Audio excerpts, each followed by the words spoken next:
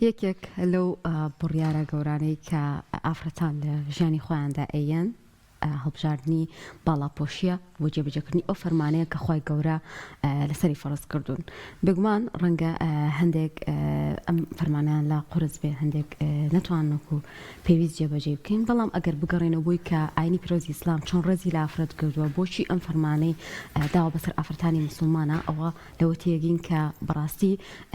حیجاب ناسنامەیە بۆ ئافرەت و پاراستنی شکۆ و ڕەسەنایەتی و ڕێز و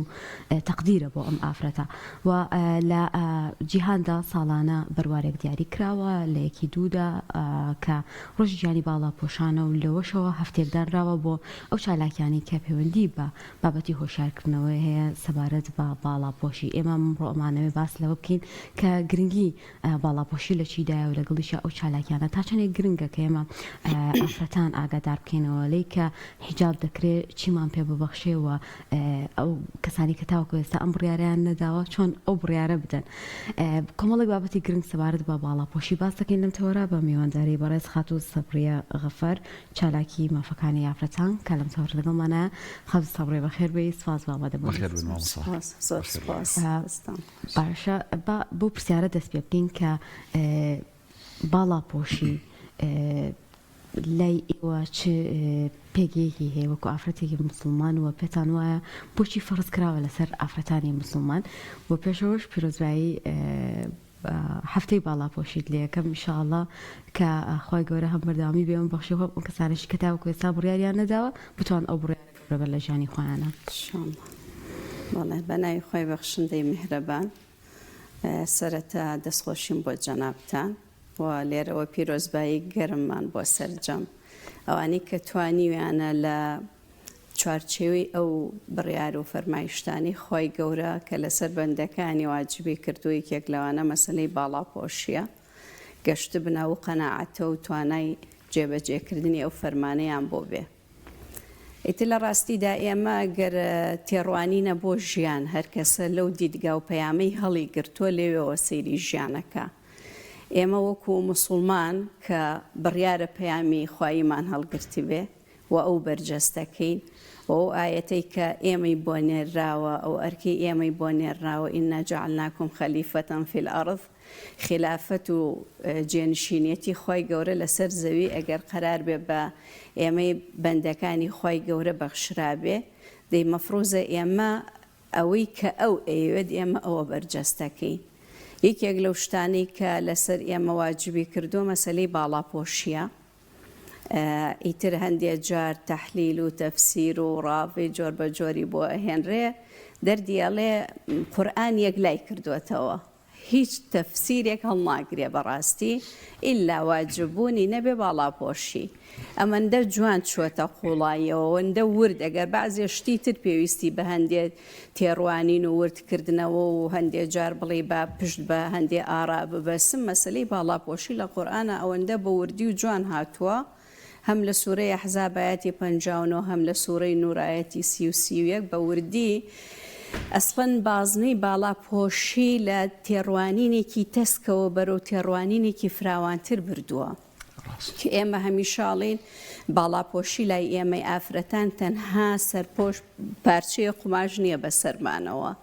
باڵاپۆشی دنیایشتی تر لەگەڵ یا وابەستەیە بێ جێبەجێ بکەی هەتاوەکو بتوانی بە فیعلی باڵاپۆشێکی حەقیقی و ڕاستەقینە بی. ئیتر لێرەوە کە ئێمە ئەو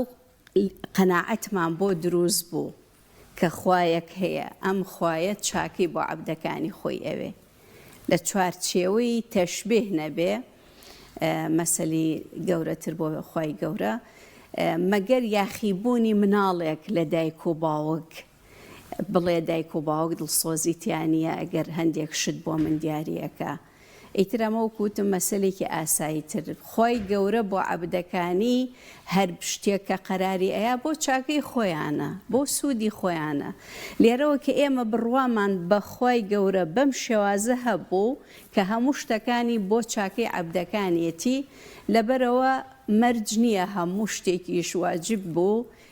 منشەط بێ بۆ ئینسان. ئاسان بێ خۆش بێ چونکە هەر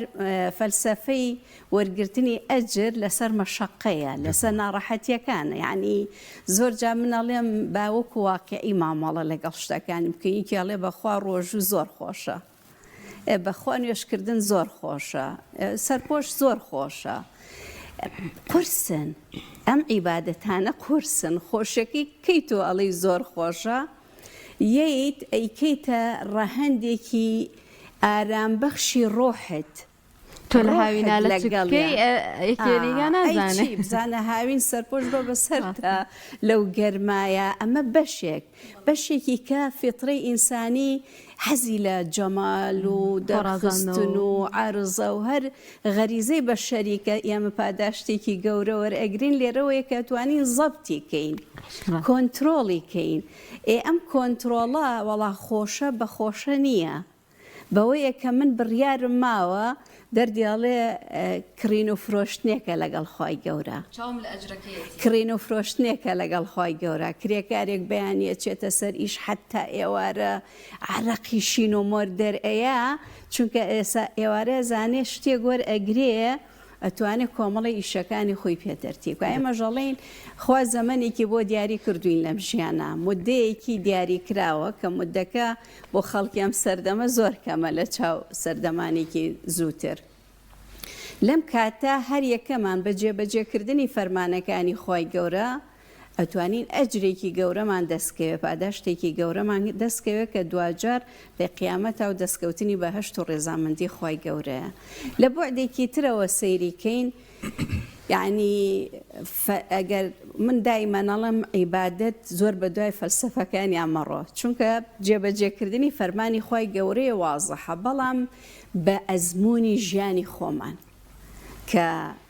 ئەتوانم بڵێم ئیترەوە تقریبان 40 ساڵ زیاترمان تێپەڕاندووە باڵاپۆشین کە باڵاپۆش بووین قەتی سینا و ماڵ نەبووین ئەیتر یعنی لە شوێنێکە دانیشین جوڵی ناو جەماوەرمان بووە کۆمەلگامان بووە قوتابی بووین فەرمانبەر بووین کاری سیاسیمان بووە پیشەییمان بووە چیمان بووە هەر بە فیعلی دەرکمان بە موهیمە و فەلسەفەی ئەم باڵاپۆشیە کردووە جوڵەمان ئاسان بووە بەرکەوتنمان لەگەڵ دەور و پشتەکانمانە ئاسان بووە لەوە ئەچێ ئەوەندەی ئێمە لە ناو کۆمەلگا بە ئارامی جوڵەمان کردووە بەرامبەرەکەم وەکو کە منەڵێم هەڵسەنگاندنی بەهایەکان نەبەستینەوە بە جێبەجێکردنی عیبادەیەکەوە یعنی ئێمە دەیان و سەدان خەڵکیتمان هەیە لەوە چێشتە نەگەشت بێتە مەقامی ئەوەی نوێش بکە باڵاپۆشی بکە بەڵام زۆر پارێزەری ئەخلاقە زۆر خۆی پاراستووە زۆر ئیشی لەسەر خۆی کردووە بەڵام لە ژینگەکە من باشتر سەلامەت تەجاوزیم کردووە بۆ چونکە هەر جۆری ئەم جلەوام لێکە جوڵە و حرەکەم لەگەڵ بەرامبەرەکانە ئاسانتر بێ بەرکەوتنەکانم ئاسانتر بێ بۆیە لێرەوە کە وەختی چیتە ژیانی ئەمەلیەوە ئەبینی ئەم باڵاپۆشیە بیلفعل کە خۆی گەورە واجبی کردووە لەسرم بەرژەوەندی منی تیا پارێزراوە بجوڵی منی تیا ئاسان کراوە مامۆستا سەبریە گومان چۆن لەسەر پیاوە کاتێک ڕیش ئەهێڵێتەوە یان لەسەر کەسێک کە ئەچێتە حەج جاران کەشێکیان نەبەستیان مەحاجی لەناو خەڵکا دیار بوو یان ئەوەی کە 24 سەعات با بڵین 5 فەرزە لە نوێژایە خەڵک ئەڵێ فڵانە کەس دایم لە مزگەوتە بەنسبەت خادمانەوە کاتێک ئەم بڕیارە ئەدەن جەنابەت فەرموود تەنها پارچە قوماشە نییە بکرێتە سەر چ ئەرکێک لەسەر ئەم خوشکە دێنێتە ئاراوە لەگەڵ ئەوەی کە خوشکێکی دیکەی بەڕێز هێشتا بڕیاری باڵاپۆشی نایەوە خۆی لە ڕاستیە بەتعام بەعام خەڵک بۆ وەرگرتن و کەوتنە ژێر کاریگەری شتێک بڕیارێک سەیری کردداری ئینسانەکانەکە یعنی کە منەوانی شوێن دیراسەکردن و خوێندنەوە و شۆڕبوونەوە لەنا ئەو شتانە بن و اینجا بگەنە ئەوەی بڕیار لەسەر شتەکان بن کە ئەسڵ وای ئینسان بە وەعیەوە ئاوا مامەڵە بکە بەڵام هەر چۆن یعنی دای عایشە فەرمێ پێغەمبەر سەلی الله عليه وسلم قورئانێک بۆ بەسەر زەویە ئەڕۆشت هەر بە فیعلی پیا و ئافرەت ئێمەی باڵاپۆش کاتێک کە ئەم بڕیارە ئەیین ئەبێ گۆڕانکاریەکی ڕیشەیمان لە شتەکانە دروست کردبێ. چونکە وەکو ئاماژەم پێکرد حتا قورئان جەخت ناکاتەوە هەر لەسەرەوەی کە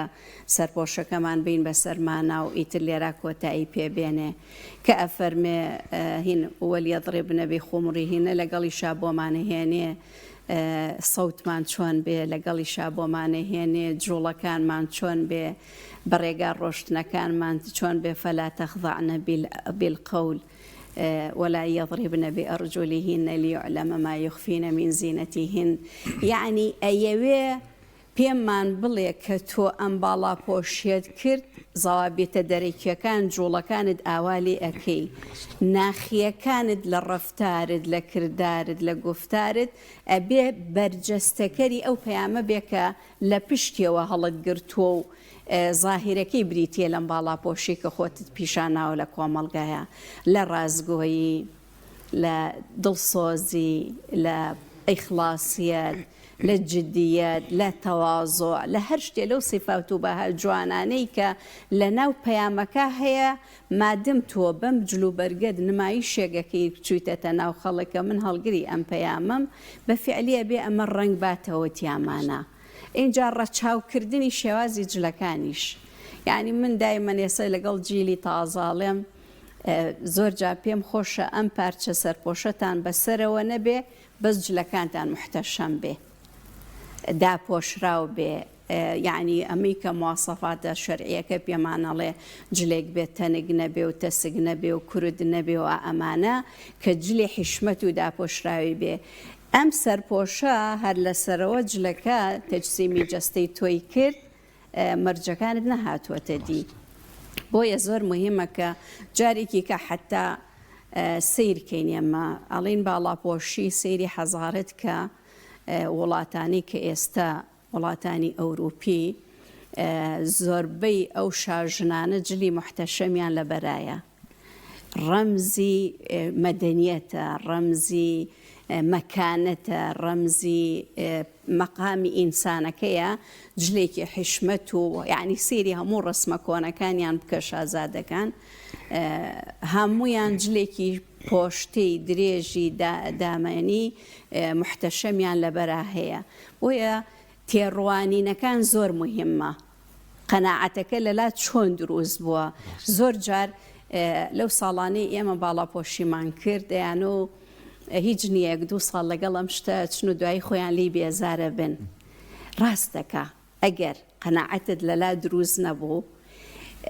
نەچەسپی لەلا دەمە فەرمانێکی خوا جێبەجێەکەیت و پەیامێکی شت پێە بۆ ناو کۆمەڵگا بالفعل بوومانە دوای چەند ساڵێ سەرپۆشی لا بردووە ماندوو بووە بۆ چونکە ئەم سەرپۆشە کۆمەڵێ باجی بووە. جارێکیان بابزانە لە پارە بوو بۆ هینی باڵاپۆشی هینێکم نووسی بوو پۆستێک ئێمەی باڵاپۆش یعنی لە بینی کۆمەڵێ بەرداشی سەیرا بووین. ساڵەکانی هەشتاکان کە باڵاپۆشیمان کرد تازە ڕژێمی ئێران ڕووخا بوو خومینی هاتبوو ئەیان و پێمان خومینیەکان ئێمەش نەمانەزانی خومینیکەوە لێرە عەزیەت اینجا فەسڵەکراین لەسەر سەرپۆش دەیان جار مامۆسا لە پۆلا کردوینێتە دەرەوە دەرەجیان لێ شکاندوین لە شوێنی تایبەتا وەرنەگیراوین ئەو شوێنانەی کە قەرارە پەروەردەی تیا بکرێ و توانە نابێن باڵاپۆشانەی تیابێ مەحروم کراوی لە زۆر شت. قەدەری خوا کڕامان کرد چوینە ئێران لەوێ ژیان و وەڵام جلانەی ئێوە بێبی گۆڕن بە شێوازێکی تر چونکە لەوێ هەر عەبایەکە و بە یەکین بڕوایان بەوە بوو لەوێش عەزیەت دراین هاتینەوە بوویە دەسەڵاتی کوردی جارێکی کرد خراپتر لە سەردەمی بەعاز عەزیەتیان ناین. باوەڕەکەن کەناڵمان هەبوو لەم کوردستانە حتا ئەم ساڵانی دوایی مەمنوعی کردبوو باڵاپۆش نابێت دەرکەوێتیایە. ئێمە لە ناو پەرلەمانە بووین بوو مەندامی پەرلەمان لەگەڵ وەفدا ئەچووی بۆ شوێنێ شەو خۆت نەبینیەوە لە کەناڵەکەی ئەوە ئەیانە مەمنوعە نابێ باڵاپۆش دەرکەوێ لە وەرگرتن و خوێندن و ئەم شتانە دیسان جارێکی کە بە هەمان سیستم کەوتینەوە ژێر ئەو فشارە. مەبەستم لەم ئاماژەکردانە ئەم بڕیارە قورسە هەموو کەس پێت ناڵێ ئافرین ئەگەر لە ناختا قەناعەتێکی باشت بۆ دروست نەبوو بێ خۆت لە شوێنێک کاڵی بەسە تا ئێرە بەسە ئیتر وازی لێ هێنم بەڕاستی خاتو سەبریە زۆربەی کات بافرەتانەوترێ تا ئەو کاتە ئازادی کە تۆ سەرڕوود بێت و جلی ڕۆد لەبەرکی بەڵام هەر ئەوەی کە بڕیاری باڵاپۆشیت دا پێدەڵان ئەمە کۆیلایەتیە ئەمە دواکەوتویە زۆرێک لەم قساناکەن بینیمان ئێستا دەڕمان ئەخلاقی کە ڕۆژاوای تێکەوتووە ئەوە ئافرەتانن کە بەکارهێنن وەکو کۆیلە و تا دەزرێژیانەکرێتە سەر بە هەموو جۆرێک بەکارهێنرێن وەکو کاڵا مامەڵەیە لەگەڵاکرێ ئەگەر بەراورد بکەین لە نێوان ئافرەتانی مسلمانەوە ئەو پشتەی کە ئەوان هەیەە تا چەندێک ئەیان پارێزێ و بۆچی هەمیشە هەندێک شتێ بە ئافرەتای مسلمانە فرۆشرێتەوە لە بابەتی ئازادی و دیموکراسی و مافەکانی ئافرەت و ئەمەی بابەتی فێمینیستی و ئەم شتانە پێ دوایە ئەمە چیمان پێباشە ئەم باڵاپۆشی و پشتەیەکی ئێمە هەمانە وەڵام من بە قەناعەتم ئەڵێم بازێ شت تێپەڕیوە یعنی ئەبێ ئەوان نیڵێن ئەکرایە لە سەردەم و کات و زەمانیەکە کە لە ناوەندە جۆرەکانە باڵاپۆشیەک نەبینرابێ بڵێن هۆکارەکەی هی ئەمە بۆ باڵاپۆشە و ڕێگەی پێنادرێ بێتە ئەو ناوەندانە و بەشداری ئەو شوێنە جۆر بە جۆرانە بکە بەڵام ئێستا بە شێوازێکی کردداری مەگەر کەسێ ئیتر زۆر ئەو سەری گرتی بێ ئەگینا ڕۆژانە هەر هەمومان لەناو ئەو ناوەندی کۆمەڵگاین ئەنواع خەڵکی جۆر بە جۆرین پێکەوە ئیشەکەین هیچ بربەستێک دروست نەبووە لە بینی ئێمە ئەوانە بەهۆی ئەوەی ئێمە باڵاپۆشین و ئەوان باڵاپۆشنین دوجار ئێستا باڵاپۆشەکان ئەبینن ناوەندی زانکۆ ئەڵێ ماشەڵڵا عەدەدی زۆر حزۆری هەیە و ئەهلی شەهادی بەرزن ناوەندی کاری ڕێکخراوەیی ئەڵێ مەسەیری ژنانی ئیسلامی کە بزانە حزور و بەشداریان و ژنانی باڵاپۆش چۆنە ناوەندی سیاسی و حکومی و ئەمانە ئەڵێ بە هەمان شێواز کەواتە تۆ ئەگەر گومانێکیش بوو بێ ئێمە بەکردار پێمان سەلماندوو نەخێر ئەسڵەن ئێمە فەلسەفەی باڵاپۆشیەمان بۆ ئەوەیە کە بتوانین لەگەڵ ڕەوتی ژیانە بەرەو پێش بچین نەک تەراجع و گەڕانەوەمان بۆ دروست بێت چونکە ناوەندی خێزانەکانمان ئێمە باڵاپۆشی واجب نیەتایە یعنی فەرز نییە ئێمە لە ناوەندی مەحرەمەکانی خۆمانە باڵاپۆش بین ئازادین لە ئەوەی چی لەبەرەکەین بەڵام کەینە ناو کۆمەڵگە فەلسەفەکەی ئەوەیە کە یتە ناو کۆمەڵگە ئەتەوێت ڕۆڵی مرۆیی خۆت ببینی ئەو قابلیات و کەفاءانەی کە هەدا بیقیتە خزمەتی کۆمەڵگاکەتەوە لێرەوە تۆ باڵاپۆشیەکەت واجبێ بێکە بیکەی بۆیە زۆر جار ئەتوانم بڵێم ئەم جملانە تێپەڕیون تەجاوزیان کردووە حەق وایە ئەگەر یەکێکیش هەر لە ناخان ناتوانێ بێدەنگ بێ لەسەری باشترە حتا زۆربەی ئەو توێژینەوانی ئێستا لەناو کۆمەڵگەی لە کوردستانە ئەکرێ حزور و بەشداری و مشارەکەی ژنانی ئیسلامی زیاترە لەناو هینا ناوەندە دیارەکانە هەتاوەکو ژنانی تر ئێکەواتە ئەمە ئەیسەلمێنێ کە منێگە بمە خاوەنی شەهادەیەکی بەرزە بمە پلەیەکی بەرزی حکومیە حیزبیە کۆمەڵایەتیە پیشەیە کەواتە بەعەکسەوە ئەم جلوبەرگە منی زیاتر پێشخستووە وابەستەبوونە تێڕوانی نەعەقڵیەکانە مامەڵە لەگەڵ ئینسانەکە چۆن پێشەکەوێ ئەگەر نا خۆگەر یەکێ ناباڵاپۆش بێ ئێستا کۆمەڵگە هەمویان فڕی بنڕۆشت بنە سەرەوە بەڵام وانە لەسەر ئاستی باڵاپۆشیش و ناباڵاپۆشیش تێڕوانی نییە عەقڵیە هزریەکانیەتی ئەیگەیەنێتە ئەوە کە چۆن خۆی پێشەخاوە چۆن ئیش لەسەر خودی خۆیەکە مامۆستا سەبریە دڵنیام تۆ ئێستا لەوانەیە خزم و کەسوکار هاوڕێی نزیکی خۆت هەبێ باڵاپۆش نەبێت یان کچێکی گەنج لە سەرەتای تەمەنیایەتی لە بیستەکانی تەمەنایەتی خۆی پرودگار هیدایەتی یا و باڵاپۆشە ئەبێ ئەو گەنجە و جەنابیشت مناڵم جەنابەت پیری مەبەستم ئەو دوو تەمەنە جیاوازە نا ئەبێ چۆن سەیری ئەو خوشکە بەڕێزانە بکەن من ڕێک بەناوی خوشکی بەڕێز ئەیانێنم کە خزمی خۆمانن کەسی خۆمانن دراوسەی خۆمانن لە فەرمانگەکە لەگەڵمانان کە جارە بڕیاری باڵاپۆشیان نایەوە ئەبێ بە چاوی چۆن سەیری ئەمانە بکرێ بەڕاستی ئێمە هەموو ئەبێ بزانین خاڵی هاوبەشمان هەمووی مرۆڤبوونێکە و خاڵی هاوبەشمان ئەرک و ماف لەسەر یەکتری بۆمان دروسە بێ بە ئەمەی کە خوای گەورە هیدایەتی کەسێگە یاتوانیوتی هەموو واجبەکان جێبەجێ بکە ئەوی کە نەبووە هەمیشە ئەڵێم ئەو جملەیە زۆر مهمە نەحن دوعاة لا قضاة ئێمە نەهاتوین قازی بەسەر ئەو خەڵکانەوە زۆر جار بەداخەوە شێت لەلایەن هەندێکی شەوە بە هەڵا ئەم شتانە بکرێ کە ئیتری کە سەرپۆشی بەسەرەوە نەبوو هەموو شتەکانی کوا بە سەفر یعنی واز بێنین لەوەی کە ئێمە ئەم بازنەیە بکەین ئێمە ئەرکێکی ترمان لەسرە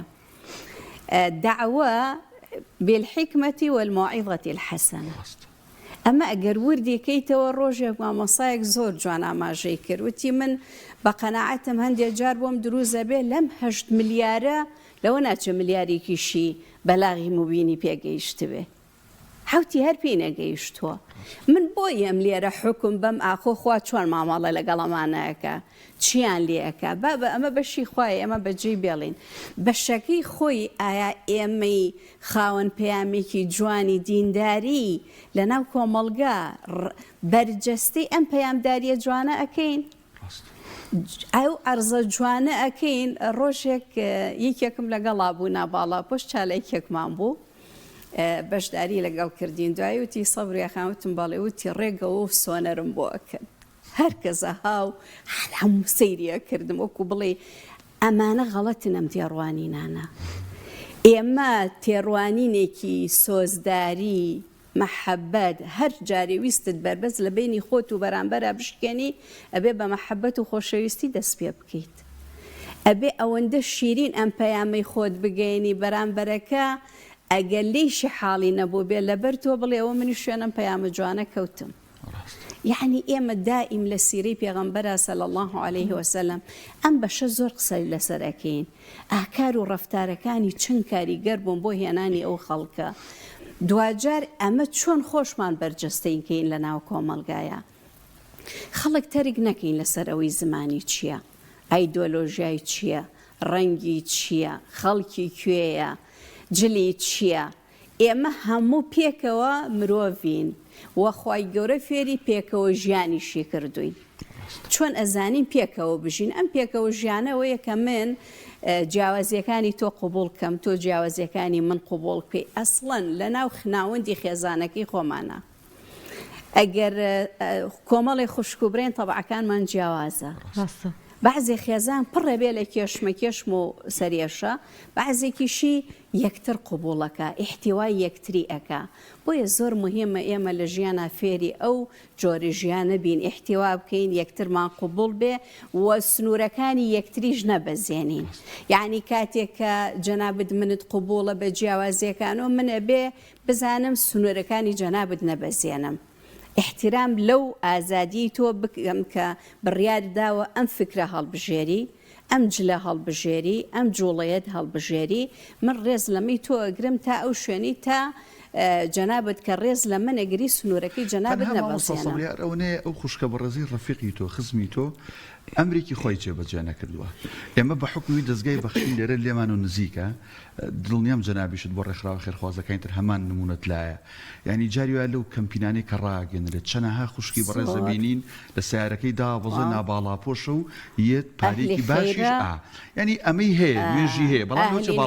ئەهلی ڕۆژوە ئەهلی ئەفکار و ڕەفتاری جوانە ئەخلاقی جوانە وەکو وتم بڕێشت ئێمە لی مەسوولنی ڕاستە ئێمە لەسەرمانە عەرزە جوانەکەی بۆ بکەین و پەیامەکە وەکو خۆی بگەینی ئەویش بەواجب نا لا ئیکراهە فی الدین ئاخر زۆر جارەمانەمان لێ تێگەچێ ئێمە لەم ماوە بوو یەکێکی نزیک هینی کردبووە بزانم کوڕەکەی هاوسەرگیری کردبوو شتێکی ئاوا بوو ئەویست هەموو پەیوەندیەکان بپچڕێنێ ئێتون باشە وەرە بزانم بە چ بوعدێکی شەرعی تۆ ئەمە بۆ میننەکەی واجبی تۆ ئەم مناڵانەتە چۆن دەستی پیانەوە بێت تووشی ئینحیراف نەبن ئەرکی دایکایەتی خۆت بەرامبەریان جێبەجێ بکەی ئەمە تاوانێکی گەورەی نەکردووە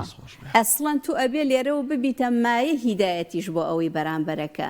ئێمە ئەوەندەی ڕەفتار و کردارمان بەرجەستەکەری ئەو پەیامەیە قسە ڕۆڵی تیان نابینێ بەڕاستی دەستخۆش سپاس بۆ خات و سەبرێ غەفار چالاکی مافەکانی ئەفرەت کە عالەم چاوەڕە لەگەڵمان دەستی جەنابیشتان